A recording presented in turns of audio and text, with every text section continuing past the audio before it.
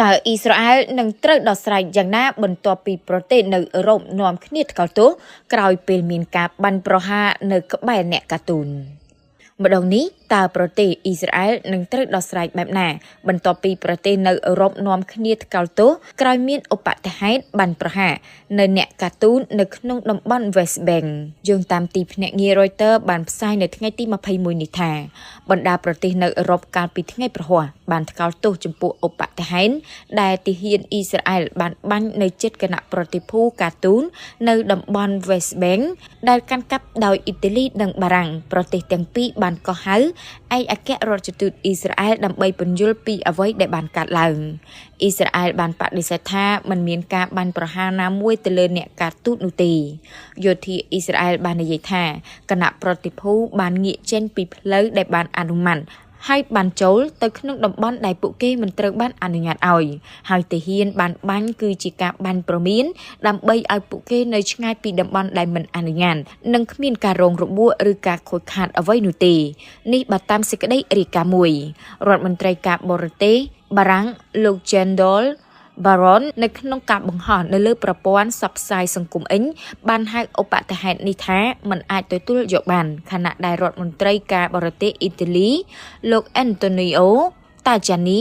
បាននិយាយថាអគ្គរដ្ឋទូតអ៊ីស្រាអែលប្រចាំនៅអ៊ីតាលីនឹងត្រូវពន្យល់ពីសកម្មភាពរបស់ខ្លួនក្រសួងការបរទេសអាល្លឺម៉ង់ដែលជាសម្ព័ន្ធមិត្តរបស់អ៊ីស្រាអែលដែលរឹងរូសបានថ្កោលទោសអ្វីដែលខ្លួនហៅថា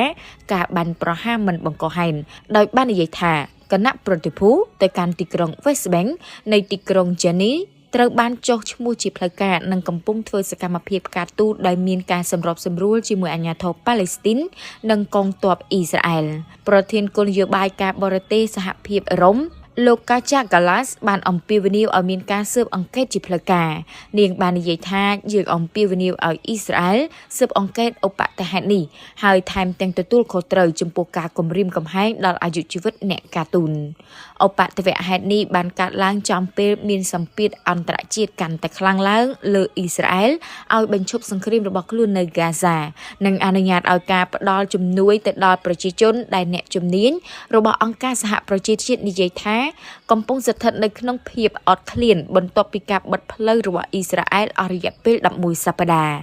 Gallas កាលពីថ្ងៃអង្គារបានស្នើសុំឲ្យមានការពិនិត្យឡើងវិញនៅកិច្ចព្រមព្រៀងពាណិជ្ជកម្ម EU Israel ដើម្បីឆ្លើយតបទៅនឹងសកម្មភាពរបស់អ៊ីស្រាអែលដែលនៅក្នុងតំបន់ហ្គាហ្សាដោយបញ្ជាក់ពីការកើនឡើងនៃភាពឯកោអន្តរជាតិរបស់អ៊ីស្រាអែលជំវិញការប្រព្រឹត្តរបស់ខ្លួននៅក្នុងតំបន់ហ្គាហ្សាអស់រយៈពេល20ខែក្រសួងការបរទេសរបស់ប្រទេសទូគីបាននិយាយថាការបាញ់កាំភ្លើងទៅលើអ្នកការទូតរួមទាំងមកពីប្រទេសទូគីគឺជាការបង្ហាញមួយផ្សេងទៀតនៃការយកចិត្តទុកដាក់ជាប្រព័ន្ធរបស់អ៊ីស្រាអែលចំពោះច្បាប់អន្តរជាតិនិងសិទ្ធិមនុស្សក្រសួងការបរទេសអេស្ប៉ាញបាននិយាយថាជនជាតិអេស្ប៉ាញម្នាក់ស្ថិតនៅក្នុងចំណោមក្រុមអ្នកការទូនដោយបាននិយាយនៅក្នុងសេចក្តីថ្លែងការណ៍មួយថាយើងកំពុងតាក់ទងជាមួយប្រទេសដែលរងផលប៉ះពាល់ផ្សេងទៀតដើម្បីរួមគ្នាសម្របសម្រួលការឆ្លើយតបចំពោះអ្វីដែលកើតឡើងដែលយើងថ្កោលទោសយ៉ាងខ្លាំង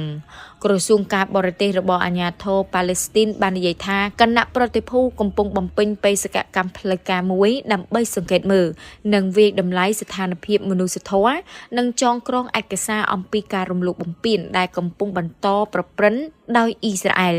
ក្រសួងបានហៅសកម្មភាពរបស់យោធាអ៊ីស្រាអែលថាជាការរំលោភច្បាប់អន្តរជាតិយោធាអ៊ីស្រាអែលបានសម្លាប់ជនជាតិប៉ាឡេស្ទីនរាប់សិបនាក់និងបានបំផ្លាញផ្ទះជាច្រើននៅ West Bank ចាប់តាំងពីខែមករានៅពេលដែលវាបានចាប់ផ្ដើមប្រតិបត្តិការនៅទីក្រុង Jenin ដើម្បីកម្ចាត់ពួកសកម្មប្រយុទ្ធ